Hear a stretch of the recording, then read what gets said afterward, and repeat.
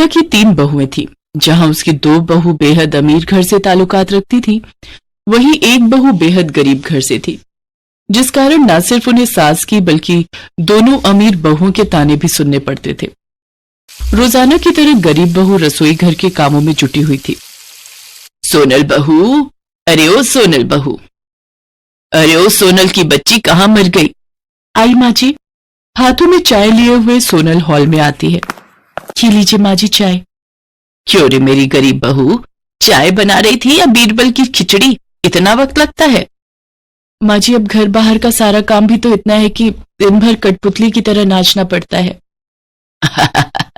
अरे मेरे जमाने में तो एक अकेली लुगाई घर भर का काम नाच नाच के कर देती थी, और तुझे काम करने में दिक्कत हो रही है। मेरी दोनों बहू रानियों के लिए चाय क्या तेरा बाप लाएगा?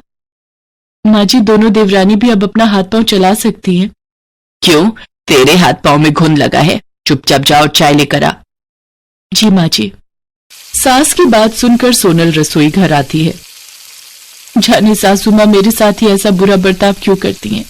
ऐसा जान पड़ता है मैं इस घर की बहू नहीं बल्कि बाई हूं। आजकल के दौर में लोग उनसे भी बेरुखी से पेश नहीं आते होंगे। जाने ये 2 रिहायशी तितलियां ऐसी कौन सी पट्टी पढ़ाती है माँ जी को, जो माँ जी इनका तो गुणगान करती हैं और हमारी गरीबी की हंसी उड़ाने का एक मौका भी नहीं छोड़ती। खैर, यूं दिल ही दिल कोड़ने से कुछ नहीं होगा, क्योंकि हम गरीबों को तो पूछने वाला कोई नहीं होता। गरीब बहू की बेबसी उसकी बातों से साफ जाहिर हो रही थी। जहां गरीब बहू की दशा नौकरानी से भी बदतर थी, वहीं 2 बहुएं छोटी होने के बावजूद सारा दिन बस हुक्म चलाती। समय के साथ सर्दियों का आगमन हो जाता है। हॉल में बैठी उर्मिला की दोनों अमीर बहुएं कहती हैं, सासू माँ, सर्दियां आ चुकी हैं। आप तो जानती हैं कि सर्दियों को लेकर मेरे कितने शौक हैं, इसलिए मैंने डैडी से कहकर चारों के लिए न्यू हीटर मंगवाए हैं, ताकि हम चारों ठंड से बच सके। माँ जी, कल ही मैंने भी सर्दियों की खूब सारी शॉपिंग की है। ये देखिए, खास आपके लिए पश्मीना की शॉल लाई हूँ। तो फिर देना क्या तुम दोनों बहुओं को ही आता है? मैंने भी तुम दोनों के लिए नई रजाई बनवाई है। माँ जी, इसकी क्या जरूरत थी? अरे जरूरत कैसे ना थी, तुम्हारे कमरे की रजाई पतली हो चली है। मैं नहीं चाहती कि मेरी बहुएं रात भर ठंड से ठिठुरती रहें, इसीलिए मैंने बिना देरी करे रजाई बनवा दी। और फिर तुम्हारी सास के पास पैसों की कमी है क्या? तभी सोनल उर्मिला से कहती है, माँ जी, जब आपने देवरानी जी के लिए रजाई बनवाई है तो लगे हाथ मेरे लिए भी रजाई बनवा देती। समाचार में सुनने को आ रहा है कि इस साल रिकॉर्ड तोड़ सर्दी पड़ने वाली है। ऐसे में मैं इतने दुबले पतले कंबल से कैसे काम चलाऊंगी? क्यों रे मेरी गरीब बहू, उर्मिला के पास क्या पैसों के पेड़ लगे हैं? अभी मेरा हाथ तंग है, जब कभी पैसे होंगे तब देखा जाएगा। मगर माँ जी, कुछ देर पहले तो आप कह रही थी कि आपके पास पैसा ही पैसा है। उर्मिला का गुस्सा देखकर दोनों अमीर बहुएं मौके का फायदा उठाते हुए फूट डालना शुरू कर देती हैं। इसका मतलब हमारी ये गरीब जेठानी आंखें गड़ाए बैठी रहती हैं। बात बात पर हमसे बराबरी करना जरूरी है क्या जेठानी जी? उर्वशी, तुम कोई सेलिब्रिटी नहीं हो जो मैं तुम्हारी कोई देखा देखी करूंगी।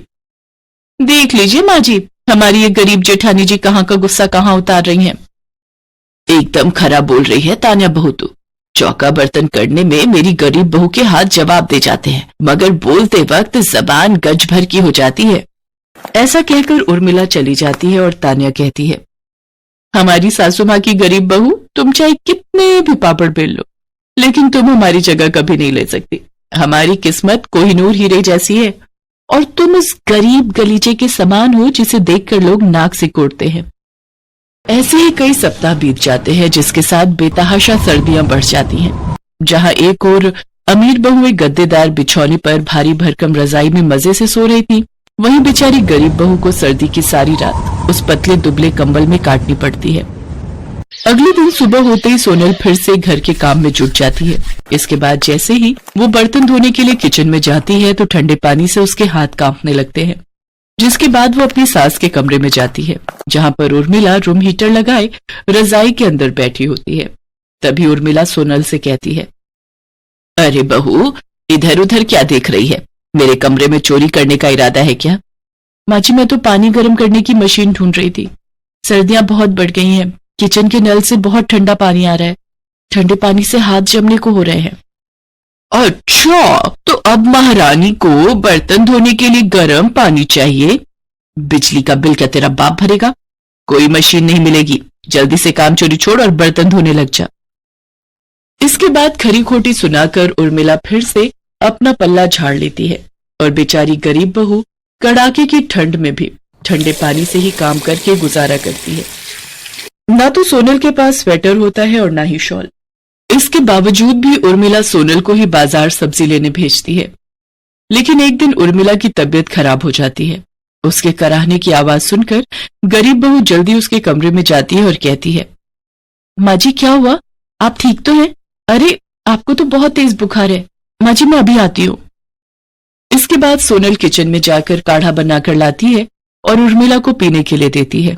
साथ ही उर्मिला के सर पर ठंडे पानी की पट्टियां रखना शुरू करती है। सोनल कभी उसके हाथ दबाती तो कभी उसके पैर। सारी रात बेचारी सोनल बिना झपकी लिए अपनी सास की सेवा पानी में लगी रहती है। अगले दिन दोनों बहुएं अपनी सास के कमरे में आती हैं। गुड मॉर्निंग सासू माँ। गुड मॉर्निंग सासू माँ। क्या हुआ? आपका मुंह मरीजों जैसा क्यों लग रहा है? माँ जी की तबीयत कल रात से बहुत खराब थी। उन्हें तेज बुखार था। उर्वशी चलो यहाँ से, कहीं हमें भी फ्लू न लग जाए। इसके बाद वो दोनों अमीर बहुएं वहां से चली जाती हैं और उर्मिला उनकी सारी बहानेबाजी समझ जाती है। मुझे तो लगा था तुम दोनों यहाँ मेरा हालचाल पूछने आई हो, मगर तुमने अपने तेवर दिखाई दिए। सोनल मुझे माफ कर दो। मैंने हमेशा तुम्हें गलत समझा और तुम्हारी गरीबी की हंसी उड़ाई। शायद इसी कारण भगवान ने मुझे ऐसा भुगतान दिया है। माँ जी बीती बातों को याद करके दुखी मत होइए। जो हुआ उसे भूल जाइए। सास का बर्ताव देखकर तान्या और उर्वशी का सर शर्म के मारे झुक जाता है और वो कहती हैं, जेठानी जी हमें माफ कर दीजिए। हमने आपको ताने दिए, आपकी गरीबी का मजाक उड़ाया। जेठानी जी हम दोनों को माफ कर दीजिए। ऐसा मत कहो, मैंने हमेशा तुम्हें अपनी बहनें माना है। फिर वो तीनों आपस में गले लग जाती हैं और इसके बाद सारा काम मिलजुल कर करती